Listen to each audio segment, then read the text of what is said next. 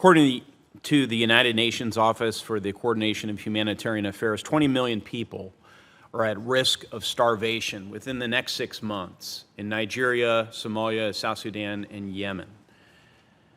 Some 22 million children have been left hungry, sick, displaced, and out of school in those 4 countries. Nearly 1.4 million are at imminent risk of death this year from severe malnutrition. The United Nations is appealing for $5.6 billion in 2017 to address famines in these 4 countries. They and other stakeholders, NGOs and others around the world, indicate what is really needed, not just resources, although I'd love it if you would speak to what measures the EU member countries intend to take in this effort, but they're asking for a diplomatic surge.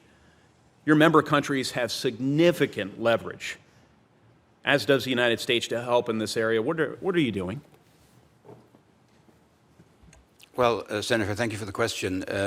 We are actually, the European Union and its member states combined, we are the largest provider of development assistance in the world. Some 58% of global development assistance goes to the world, and the same is true for humanitarian. So I think we are already extremely active. We are very sensitive to emerging new crises, and that is why we have additional funds available for emergency humanitarian aid. So, I mean, this we take very seriously. We know that the crisis in Syria mainly turned into a refugee crisis because there was not sufficient funds for the UNHCR. So learning from those lessons in Syria, Yemen, South Sudan, Nigeria, Somalia, what is the European Union doing?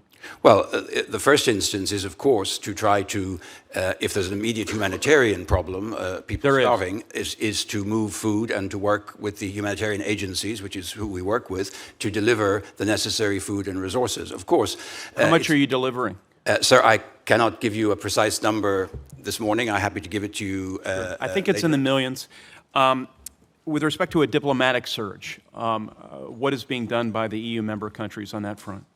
Well, you know, as always in these situations, as you rightly point out, behind the immediate crisis of humanitarian, there's frequently a problem of governance, management of the economy, and so forth. We work very closely with all the countries that you've mentioned to try to help them address those issues and get to the root cause, which then provokes a famine or an immediate crisis. So we operate on both levels, trying to deal with the immediate crisis, the humanitarian relief, and at the same time trying to see if we can help these countries through technical assistance, but also through more structured investment.